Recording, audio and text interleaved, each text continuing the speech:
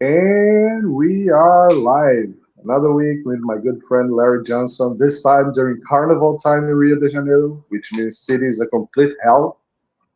So I'm confined at home, which is the best place to be during Carnival times. Yeah. Larry Johnson, my good friend, how are you Do doing? they throw beads at people? No, Necklaces? no, Is that's that for just New Orleans. that's New Orleans? Okay. I Yeah, didn't know. here they throw pee and beer and stuff like that. Not the funniest place to be. Yeah, yeah. I figured at least you're not wearing a skimpy bathing suit, dancing on a float. I should. That's right. It's carnival time. I should be wearing something stupid. Yeah. I actually knew How- there was a State Department diplomat years ago. Uh, I mean, uh, he was what I'd call flagrantly homosexual. They're the queen type, very expressive, and I guess he had gotten he was assigned uh, to the consulate in Rio at one point, and I guess he made quite a spectacle of himself at a carnival. They ended up getting booted out of the country. Yeah, Weird that the Brazilians boot out of the country. So, well, probably the United States call him back. It's more likely. I mean, actually, the funny part of the story is, I where I came in contact with him. He had been assigned as the political advisor to the Special Operations Command at MacDill Air Force Base. Well, Oh. the Special Operations Command, the personnel in there, they're all these Type A, ultra masculine dudes, and here's this guy is like Tinkerbell, and Jesus, you know, he confirmed the worst stereotype that the military had about the State Department of people. And it was crazy Uh, that the State Department had thought he'd be a great choice for SOCOM. So, well, you have to adapt to places' realities. yeah, Brazil is quite a liberal place, I would say like that. Not yeah, exactly. I actually have a very interesting view about Brazil. It used to, well, today it's probably a little bit more liberal than it should, but it used to be a good weighting, on the balance, a good balance between, conservative and liberal. hmm, I used to see Brazil as that. You had people doing stupid stuff during Carnival, but being serious the rest of the year. Well, that's Carnival sport.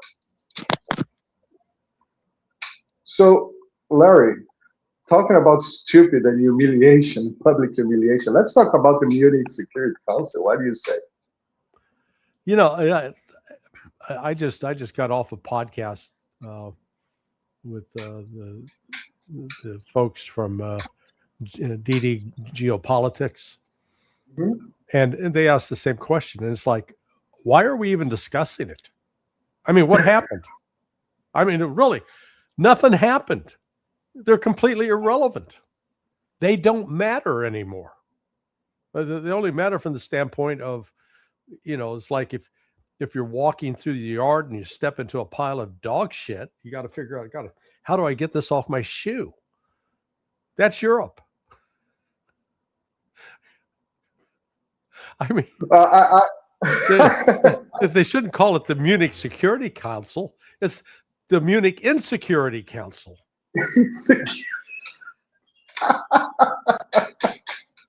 I, no, I have to go ahead. completely disagree with you. Stunning and brave, Kaya Kallas, she basically said that the United States is only a superpower because of Europe. What do you say about that, Larry? I don't know if I want to hear. Yeah. Um, the yeah, Europe reminds me of this character that was in this Mel uh, uh, uh, the Mel Gibson movie Payback, and he was betrayed. He'd been betrayed by uh, this one guy, who was an aspiring gangster. And so finally, they had this confrontation, and Gibson's got him on the ground, and the guy's pleading for his life. Said, "Oh, I can help you. I can help you. I got what you need." And so Gibson said, "Well, do you have this?" "Well, no." "Do you have this?" "No."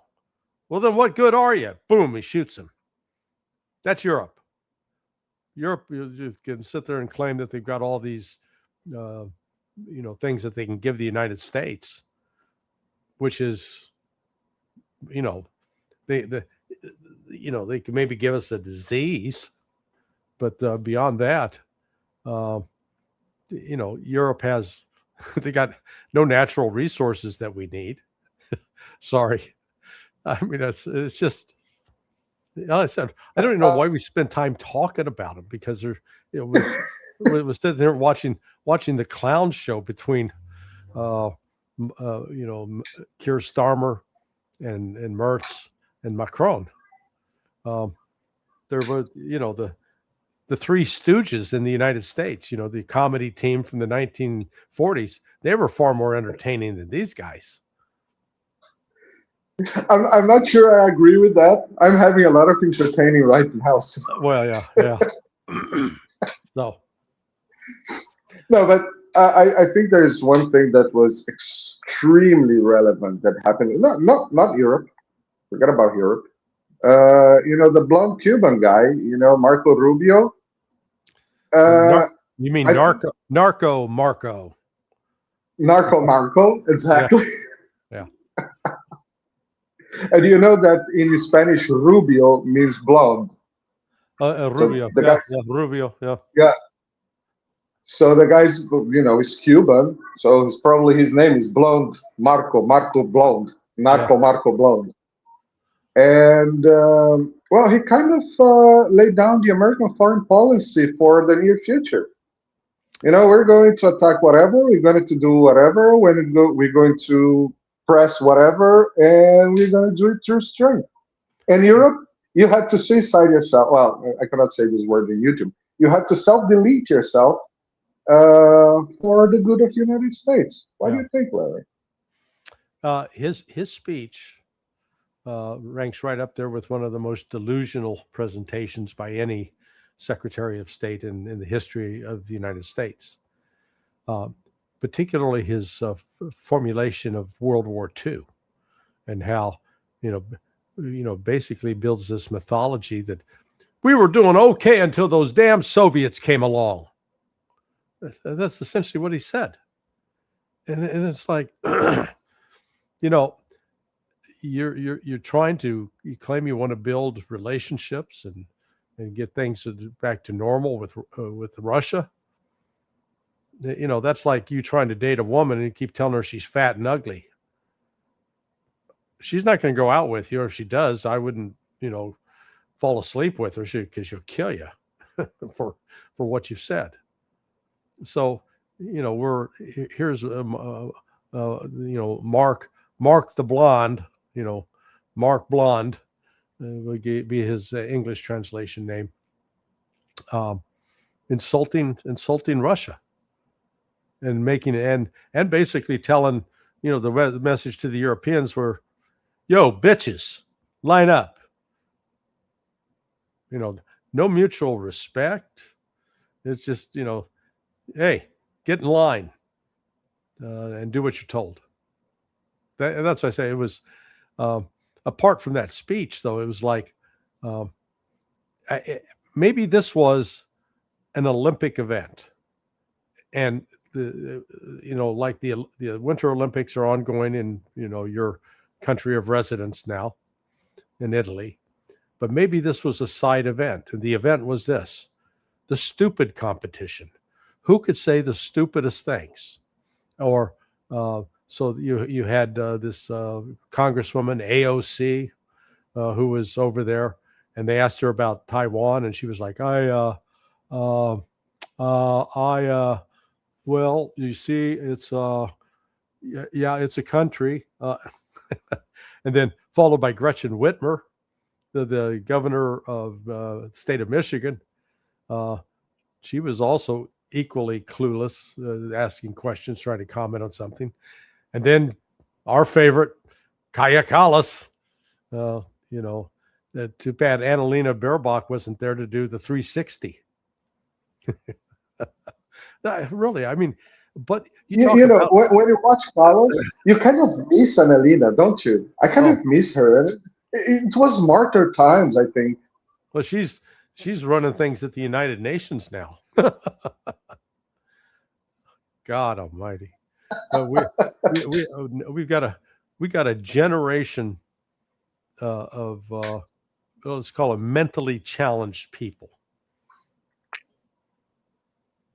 Exactly. It's very hard times in Europe, and as you mentioned quite well, the place where I live in Italy, Europe's doing very bad, and I can guarantee you that because I live there. I see the prices of things soaring. You know, I see quality of life. I see bumps and homeless people rising. It's rising. I've been to Portugal some years ago.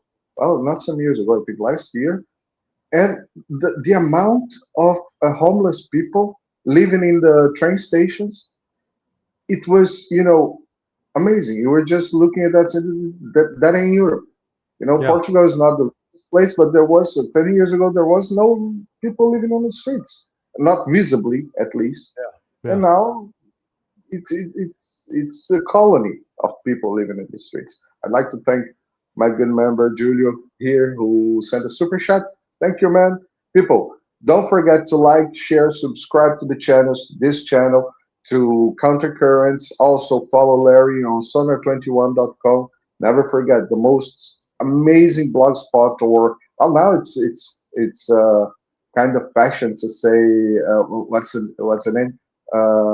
Star? No, the other blog, the article, Substack.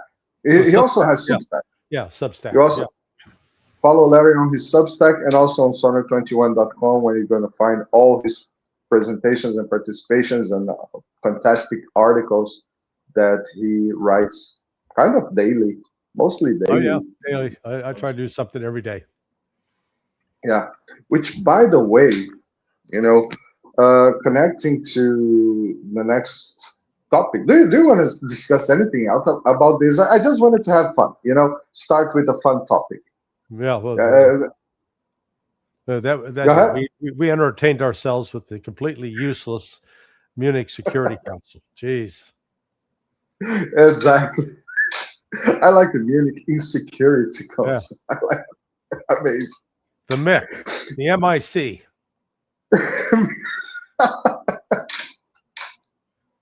So fantastic. I'm gonna use this from now on.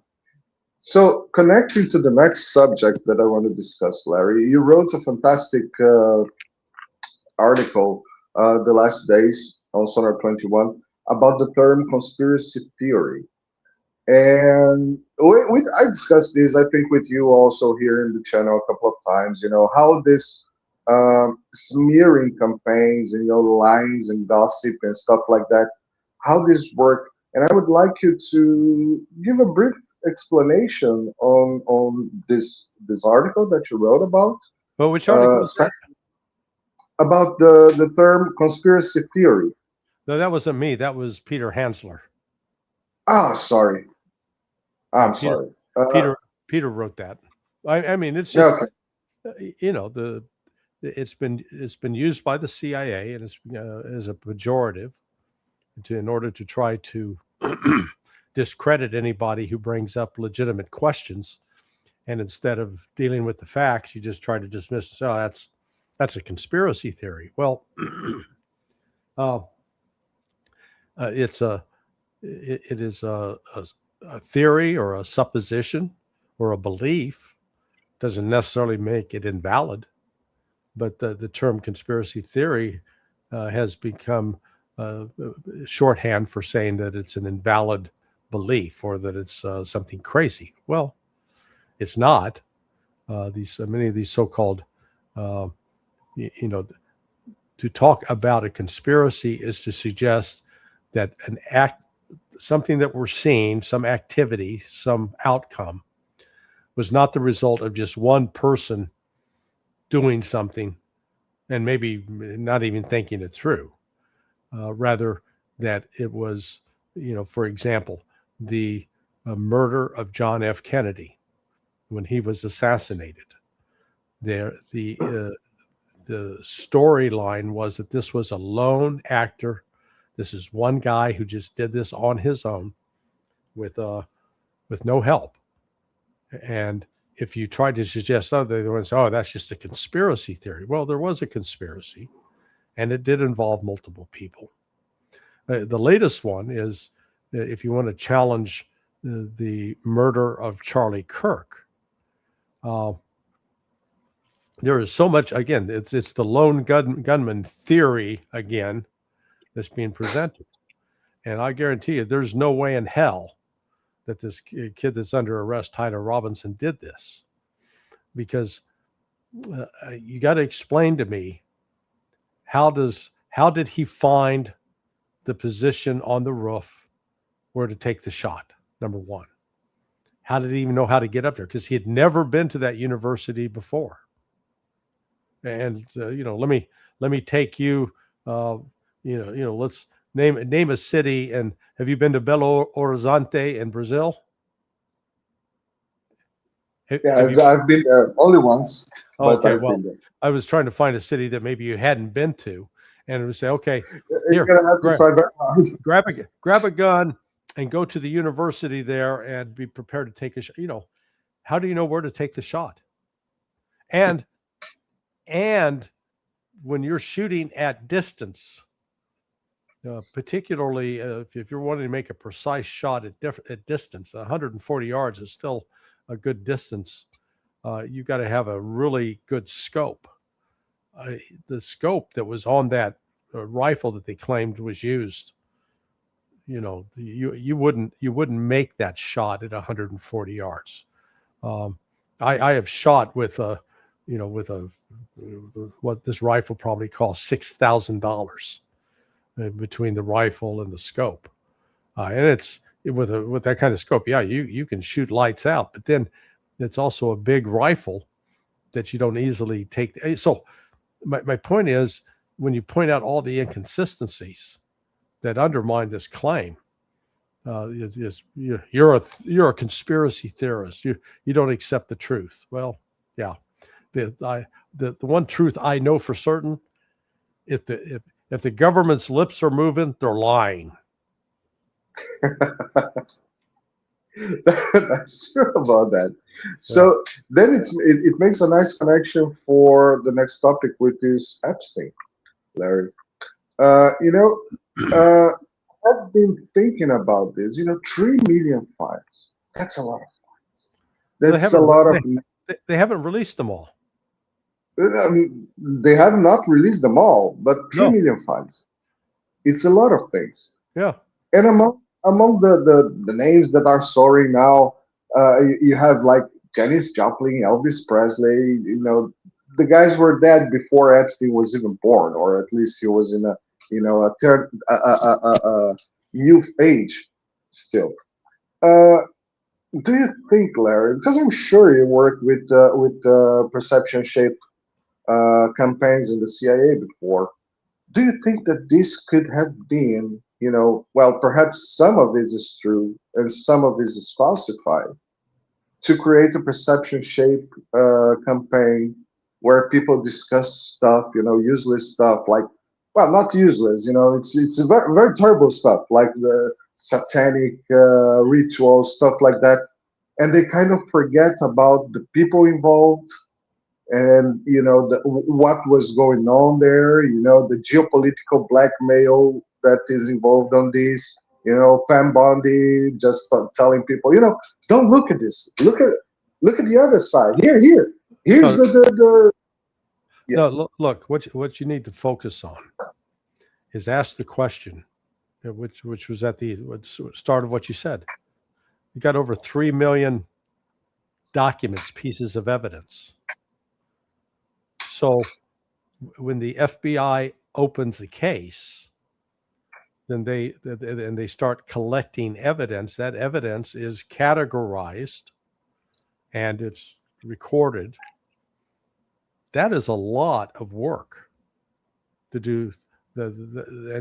What this tells me is until they pulled the plug on Epstein in was that 2019, 2018, until he was arrested and put in jail and then killed. And it's questionable whether he was actually executed or if they staged his death in order to get him out of the country. But somebody in the more than just one agent. There was an FBI. I'm not sure who had the lead on this, but there was clearly an investigation going on, and yet they never pulled the trigger because with the evidence that they had, they could have had charges brought and evidence presented to a grand jury. But apparently because of the different people that were involved, very prominent people, you have to then think, is this sort of the old style FBI going back to J. Edgar Hoover, where they collected blackmail material in order to control people? But this thing is it's unraveling. That it is what's impressive is the volume of material.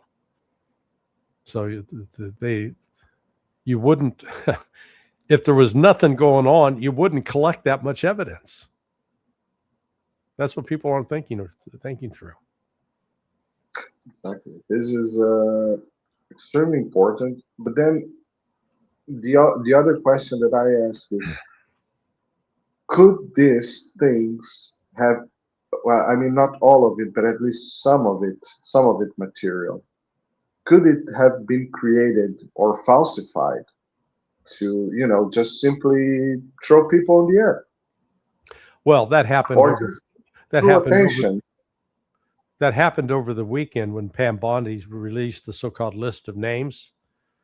I mean, she had Janis Joplin, Ronald Reagan, Elvis Presley, a bunch of people who are dead and weren't even around when Epstein was working his magic.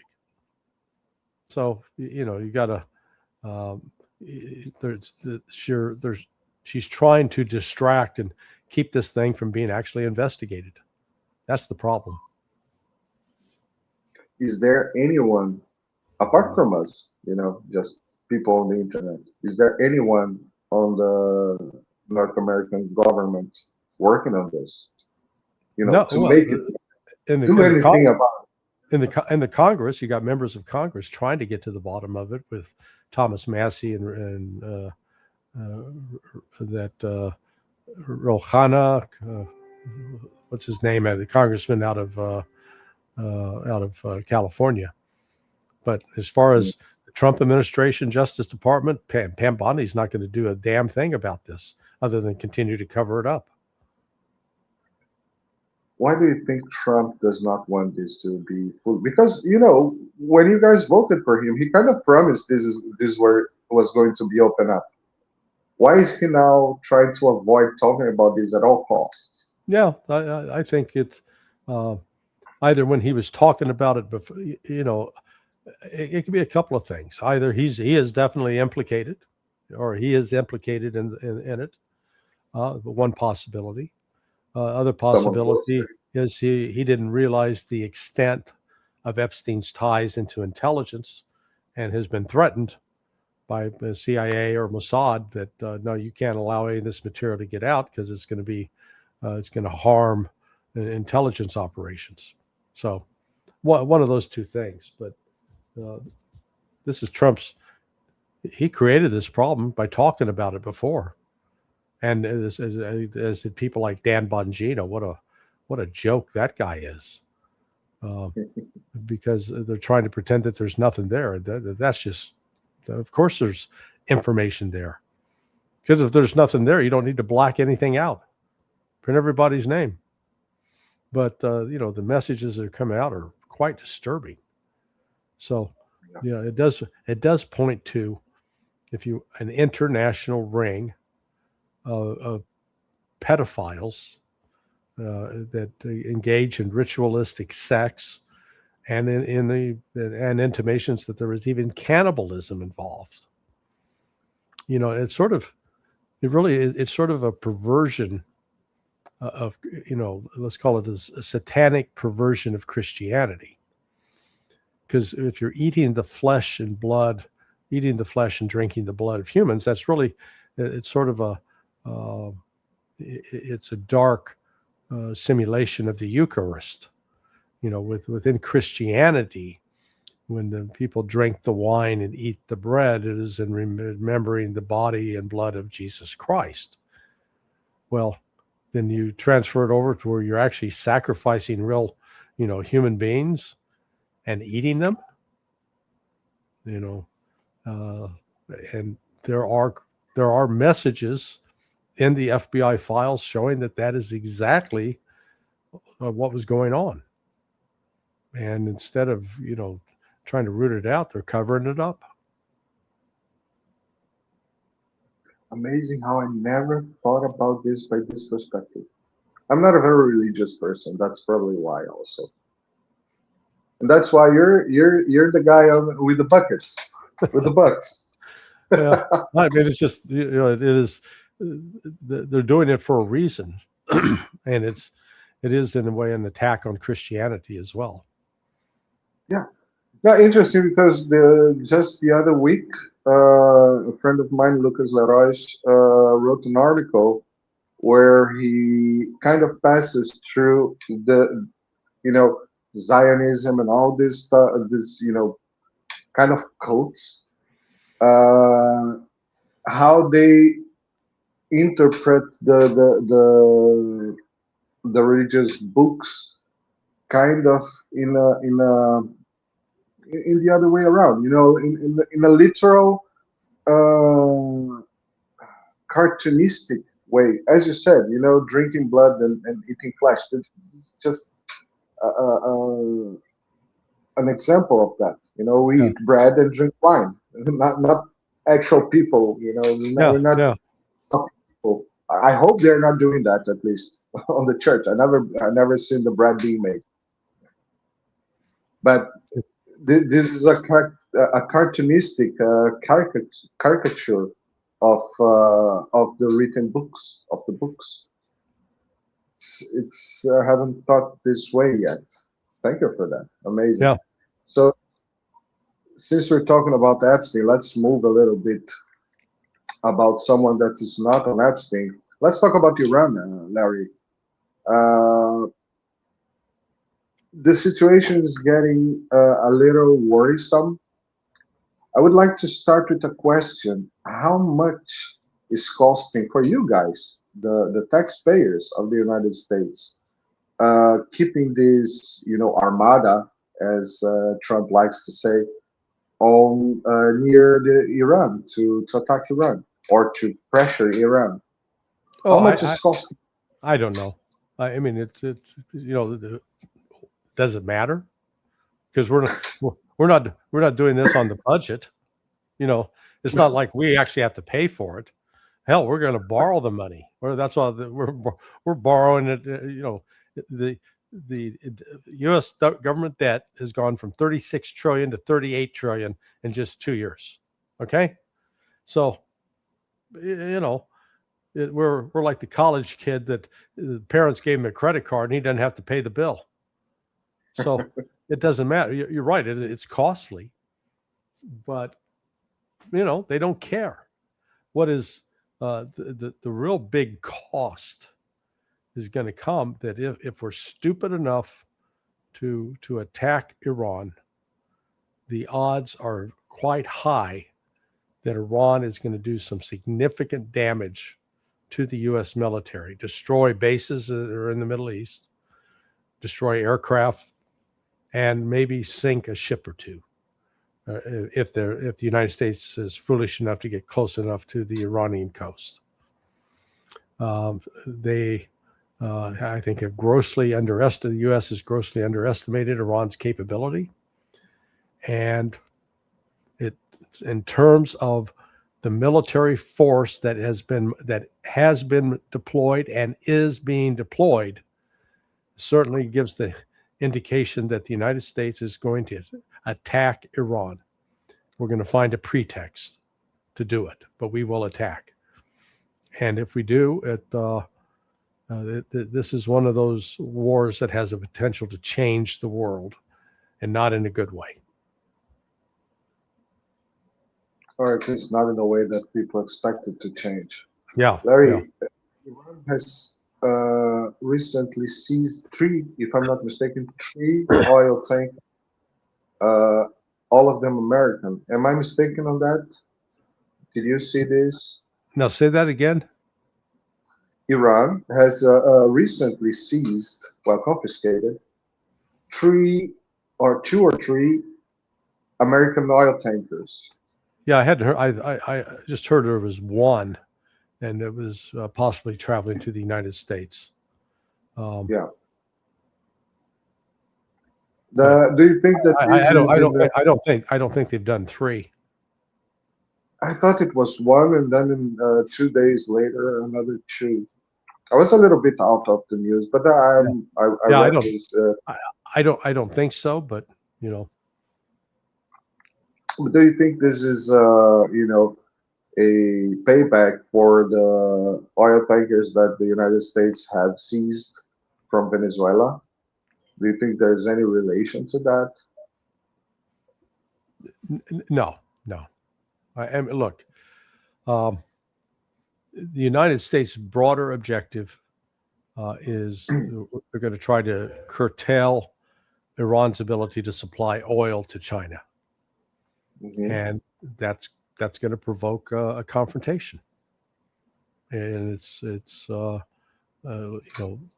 and that's what I said. We're headed towards a global war that is going to be provoked by the United States, and it's going to result, really, I think, in a significant defeat for the United States.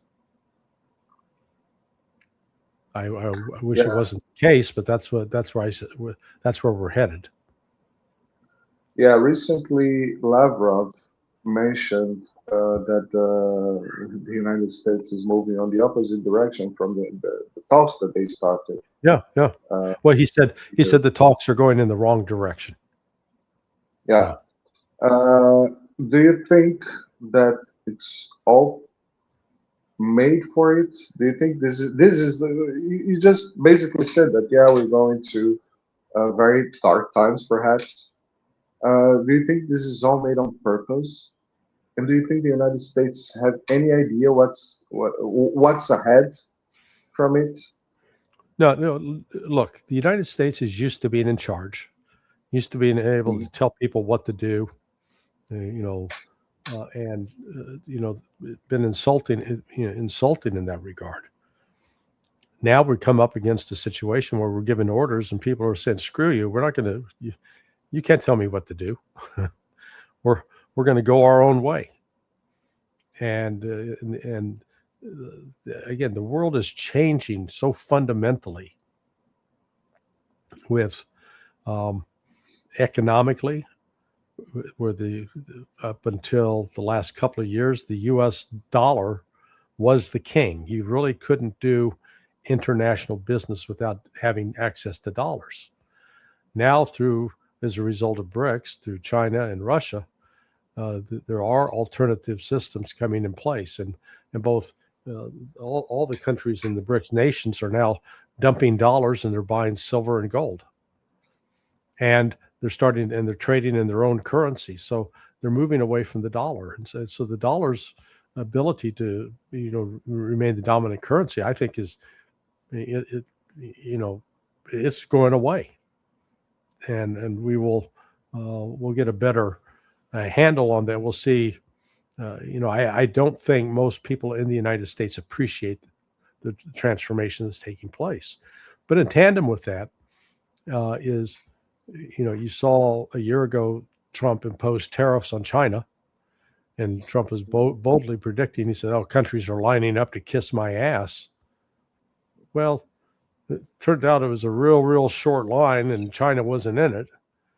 And as a result, China has now shifted its trade away from the United States to countries in Asia, Africa, and Latin America.